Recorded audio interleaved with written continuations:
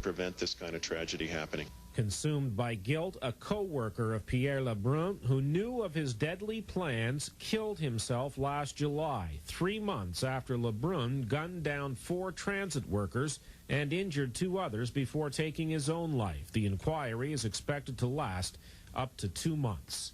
Life in prison with no chance of parole. That's the punishment handed an Arizona man who claimed he was sleepwalking when he killed his wife 3 years ago. The only mitigating factors that saved him basically from the death penalty were his family members and the fact that he led a pretty exemplary life up until the night of the murder. Very actively involved in church, a leader at his job, and described by nearly everybody as a dedicated and loving family man. That's reporter Jamie West at the courthouse in Phoenix. The man never denied he killed his wife, but he said he was sleepwalking when he stabbed her 44 times and held her head underwater. And in a stock-for-stock deal, America Online and Time Warner have agreed to merge. Marketing professor Michael Bernanke says the principal benefit to consumers would come from economies of scale.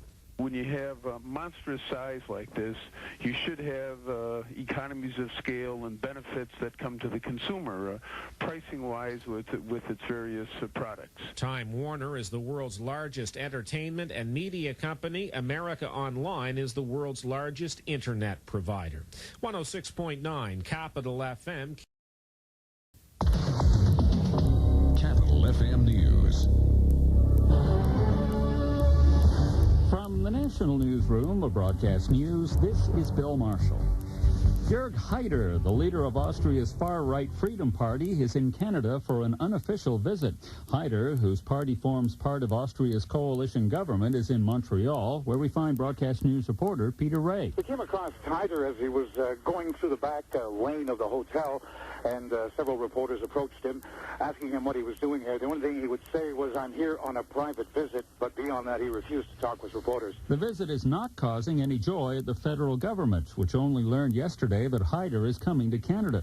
Foreign Affairs Minister Lloyd Axworthy. He certainly, as I just said, has a right to visit, but it was not done on our invitation, nor was it apparently done with the knowledge of the Austrian government, who didn't give us any notification and, in fact, seemed to be surprised as we were that he arrived.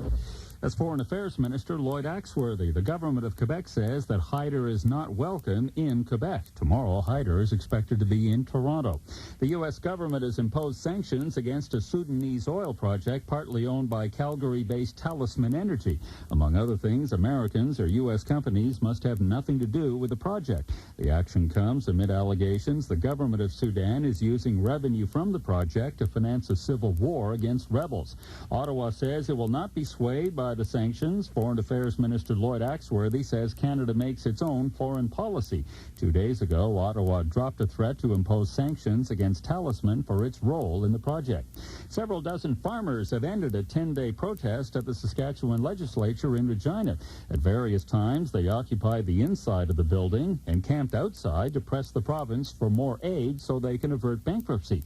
Lloyd Pletz, one of the organizers, says the farmers have made their point and they'll now press the federal government. I was hoping that everything could kind of stay under control until the federal budget comes down, because then if there's little or nothing there, I think the individual farmer is going to kick into a survival mode, and the more individual incidents are going to happen. Protest organizer Lloyd Pletz. The Mounties know the real name of Mafia Boy. That's the nickname of an ex-customer of Internet Direct. When the Mounties went to the offices of the Toronto-based internet service provider, the company handed over his name and address. Mafia Boy is a suspect in last week's hacker attacks that crippled some major U.S. websites. The federal government's moving to boost airline competition over the North Atlantic. Ottawa says it will allow Air Transat and Canada 3000 to fly regular service to Germany and Britain. The main index on Canada's biggest stock exchange is at another record-closing high. The 300 index in Toronto gained 73 points today. It closed at 9,429. This is the BN Report. In sports, there's 8 games in the NHL tonight. Toronto will try to snap a 4-game losing streak as the Maple Leafs host Boston. The Bruins have only 3 victories in their last 10 games. Montreal is in Atlanta. The Thrashers are winless in 14. Vancouver visits Detroit. Calgary takes on the Mighty Ducks in Anaheim. The slumping Flames are winless in 9. Pittsburgh hosts the Buffalo Sabres. Florida entertains the Rangers. Los Angeles takes a 3-game winning streak into Chicago. And Nashville meets the Stars in Dallas. Both of Canada's NBA teams are in action tonight. Toronto is in Indianapolis for a date with the Pacers. The Raptor record is 27-21. Vancouver hosts Washington. The game begins in 3 hours. The Grizzlies record is 14-34. Funeral services will be held tomorrow for former Dallas Cowboy head coach Tom Landry. Landry died of leukemia last weekend. He was 75 years of age. This is Broadcast News. I'm Randy McKean with a Capital Regional Update. March 28th is Provincial Budget Day. Finance Minister Norm Betts promises a good news document with both corporate and personal income tax cuts. The province's largest Acadian group says it may take Air Nova to court. The Acadian Society says many Air Nova flight attendants are not bilingual. Society President Ghislain Foulem says that's unacceptable, especially on flights to French-speaking cities. Foulem says just like its parent company, Air Canada, Air Nova is bound by the Official Languages Act. She worries that French service will disappear now that Air Canada is relying on regional carriers to serve northern routes. And Francophone lawyers are denouncing a provincial discussion paper on education. The Francophone Lawyers Association says the document completely ignores the Charter of Rights. 106.9 Capital FM, keeping you informed. Snow should come to an end through the night as the temperature falls to about -8, quite windy as well. The winds will continue Thursday. A mainly sunny sky, though, the temperature staying around -8. More sunshine in the forecast for Friday. It's -15 at 4:30. I'm Jack Carr with the Capital Report, afternoon edition.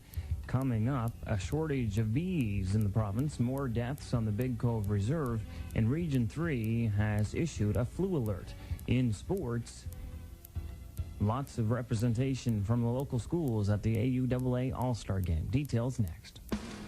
Supper promptly at 5:30 each night. A hearty lunch for the kids, the Sunday family breakfast ritual, and William Mulder Beef is there.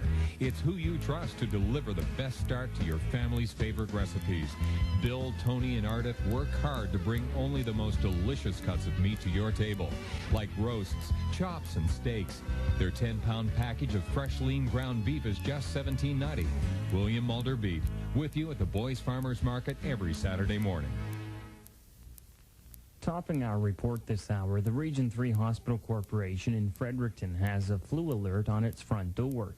Patricia Highland of the Dr. Everett Chalmers Hospital says they are asking people with flu or cold-like symptoms not to visit patients until they are well. Highland says they're seeing an increased number of people visiting the emergency room, and that may lead to a longer wait. Emergency, of course, is not a first-come, first-serve service. We treat people on the basis of the acuity of their condition, and we always treat urgent and emergent cases first, and then we treat people according to their conditions, and everybody is triaged, so you may wait a longer period depending on what's going on in the emergency room. Highland says staff are also being affected by the flu, and replacements are getting hard to find.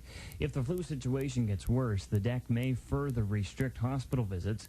The 7 other hospitals in Region 3 are also asking people with the flu or cold symptoms not to visit until they are better. Tragedy and despair are once again gripping New Brunswick's Big Cove Reserve. Police are investigating 3 sudden deaths at the reserve since Boxing Day. RCMP do not suspect foul play. They say drug and alcohol abuse may be to blame. Chief Robert Levi says people on the reserve are trying to put the deaths behind them. We do have a critical response team in effect. In fact, we met yesterday. We had a funeral yesterday, and we met with the community, with the elders right after, and to talk about what's going on. It was unfortunate. Levi says a total of 5 people have died since Christmas. He says 2 were buried around New Year's and another 3 were laid to rest this week.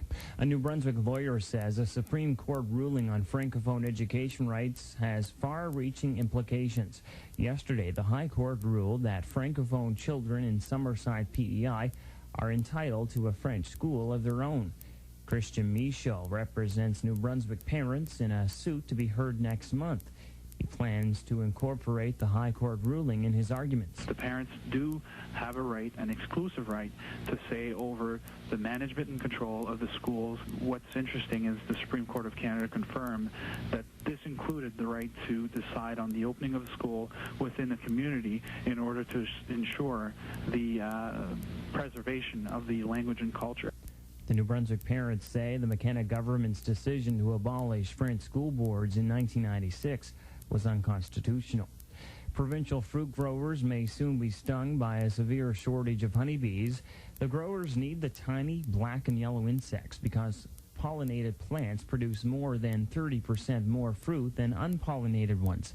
But an explosion of growth in the blueberry and cranberry industries has meant there are too few bees in the province to meet soaring pollination demands. Bee growers and provincial agriculture officials say the province needs up to 5,000 more beehives to meet the immediate needs of the blueberry industry alone. Making matters worse, the province's beekeepers are still trying to recover from a mite infestation that destroyed much of the province's bee stocks in the early 1990s. A 4-year-old labor dispute at Alsco Windows and Doors in Moncton may be over. The New Brunswick Court of Appeal has upheld a labor board decision imposing a contract offer that was later ratified by union members. The company argued before the court that the board had exceeded its jurisdiction. The decision against the company was unanimous. The United Food and Commercial Workers Union is thrilled. The deal covers about 75 employees. The union says first contract legislation would have avoided the lengthy dispute. Results are expected any time. Hundreds of striking Cape Breton miners have cast ballots on a new offer from the federal government. The miners began a strike January 2nd in a bid to get more pension money. The federal government plans to sell DevCo assets and get out of the coal business by the end of the year. A group of Filipino nurses working as domestics in British Columbia is hoping the nursing crisis will force a change in Canada's immigration policies. More in this story. A group of about 100 women have formed the Filipino Nurses Support Group. Spokeswoman Sheila Ferrala says the only way these women can come to Canada is by promising to work for 24 months as a live-in nanny or caretaker, even if they're fully trained nurses. She says many of these nurses have already passed provincial accreditation requirements. Their skills are wasted. They become de-skilled, and they can't practice their profession. So far, she says the group's lobby for immigration. Federal Minister. Terry Theodore, Broadcast News, Vancouver. 106.9 Capital FM, keeping you informed.